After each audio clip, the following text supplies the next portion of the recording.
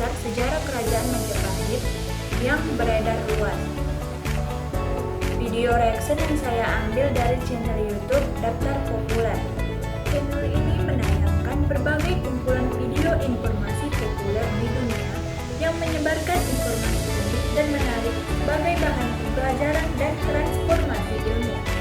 Channel ini membahas soal misteri, teknologi, komedi, tips dan trik, wisata, serta fakta dan pariwisata menarik yang terjadi di dunia. Bagi kita orang Indonesia, Kerajaan Majapahit tentu saja tidak asing, karena kerajaan ini memiliki dampak besar terhadap sejarah Indonesia. Dalam sejarahnya, Kerajaan Majapahit berdiri pada tahun 1293 hingga 1527 Masehi. Pada masa tersebut, Kerajaan Majapahit dikenal sebagai kerajaan Asia terkuat yang pengaruhnya terus digembar-gemborkan orang-orang. Nah, membicarakan tentang Kerajaan Majapahit, siapa sangka kalau ada beberapa hal tentang kerajaan besar ini yang merupakan sebuah kebohongan. Mulai dari luas wilayah, kekuasaan, sosok Gajah Mada, hingga salah tafsir tentang Sumpah Palapa.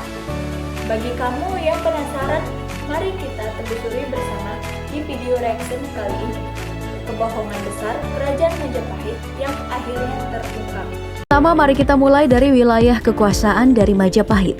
Sebagai kerajaan Hindu-Buddha terbesar yang pernah berdiri di dunia, wilayah kekuasaan Majapahit pernah diklaim sebagai yang terluas. Terbentang dari Sabang sampai Merauke dan meliputi beragam negara, seperti Malaysia, Singapura, Brunei, Thailand, Vietnam, dan sebagian besar pulau kecil di Filipina. Klaim ini didasari oleh sebuah peta bernama Nusantara Archipelago. Dari penampakan petanya, memang wilayah-wilayah ini disebut sebagai Nusantara. Namun Nusantara yang dimaksudkan di sini bukan berarti wilayah kekuasaan dari Majapahit. Perlu kita tahu, di zaman kerajaan lampau, wilayah kekuasaan kerajaan memiliki kewajiban upeti yang distor kepada pihak kerajaan.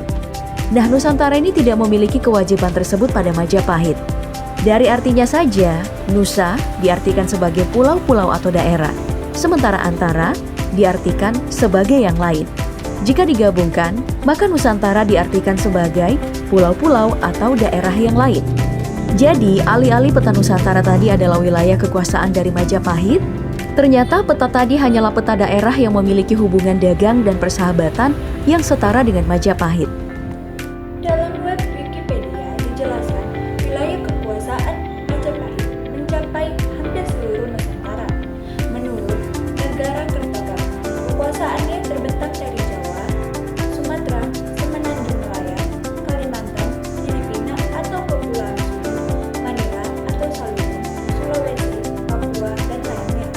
Kerajaan Majapahit dengan corak Hindu-Buddha ini berpusat di Mojokerto. Persoalan kekuasaan yang ternyata tidak seluas cerita banyak orang tadi juga diperkuat nih dengan letak peninggalan Majapahit seperti candi dan juga prasasti kebanyakan yang ditemukan di Pulau Jawa.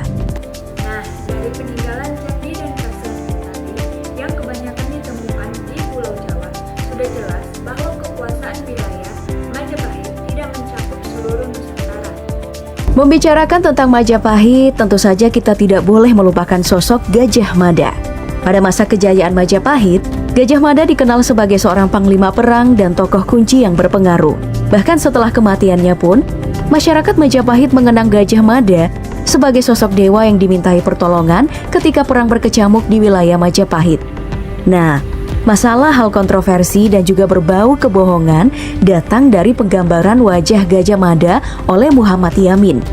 Pria yang dikenal menggemari sejarah dan pernah duduk sebagai Menteri Penerangan di masa Presiden Soekarno ini pernah menggambarkan wajah Gajah Mada lewat imajinasinya dan dituangkan dalam buku Gajah Mada, Pahlawan Persatuan Nusantara, karyanya sendiri. Sekilas tidak ada yang aneh dari gambar tersebut. Namun jika diperhatikan, gambaran wajah Gajah Mada dari Muhammad Yamin sangat persis dengan mukanya sendiri. Ya, hal ini tentu saja membuat segalanya menjadi aneh. Apalagi penggambaran dari wajah Gajah Mada versi Muhammad Yamin jauh berbeda dari peninggalan sejarah tentang wajah Gajah Mada seperti Arca Brajanata dan Arca Bima. Selama ini rupa Mahapati Gajah Mada, baik wajah maupun perawakannya, kita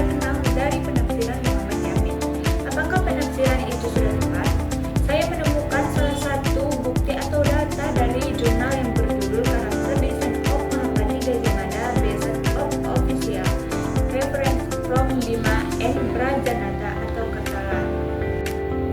Menurut Profesor Agus yang dijadikan narasumber dalam penelitian jurnal ini menceritakan peristiwa di Kerajaan Majapahit dengan karakter dominan Panji dan Brajanata. Sosok Panji atau Raden Panji kemungkinan adalah Hayam Wuruk, sedangkan Raden Brajanata adalah kakak Raden Panji yang bertugas menjadi penjaga dan pemandu Raden Panji. Seperti Gajah Mada mengawal Hayam Wuruk, kisah Gajah Mada sendiri sangat mirip dengan kisah Brajanata atau Kertala ini. Berdasarkan hipotesa Profesor Agus, maka referensi deskripsi sosok Mahapati Gajah Mada mengacu pada Brajanata. Sosok Gajah Mada dengan penampilan ini dideskripsikan bertubuh tinggi besar, cukup berotot, berkumis, baplang, dan bergelombang. Di bagian atas kepala terdapat ikat rambut dengan pita membentuk topi tekad, memakai baju, gelang, dan ikat lengan atas berbentuk ular. Namun sayangnya, penggambaran tersebut sudah sering digunakan dalam buku sejarah yang membuat banyak orang meyakini imajinasi dari Yamin sebagai wajah asli Gajah Mada. Menurut dosen sejarah UGM Bapak Bahaudin SSM Hum, hal ini bisa menyebabkan distorsi sejarah karena keyakinan yang salah. Makanya, dosen sejarah ini menawarkan kalau penggunaan gambar M. Yamin diberi keterangan sebagai imajinasi semata, supaya tidak menimbulkan salah kaprah di masyarakat luas. Saya sangat setuju dengan pendapat dosen sejarah UGM, Bapak Bahaudin, bahwa setiap penggunaan penggambaran Gajah Mada, Muhammad Yamin diberikan keterangan sebagai imajinasi semata, supaya tidak menimbulkan salah kaprah di banyak orang lain atau masyarakat yang lain. Sumpah yang dikemukakan Gajah Mada pada upacara pengangkatannya sebagai Patih Amangkubumi Majapahit pada tahun 1336 Masehi.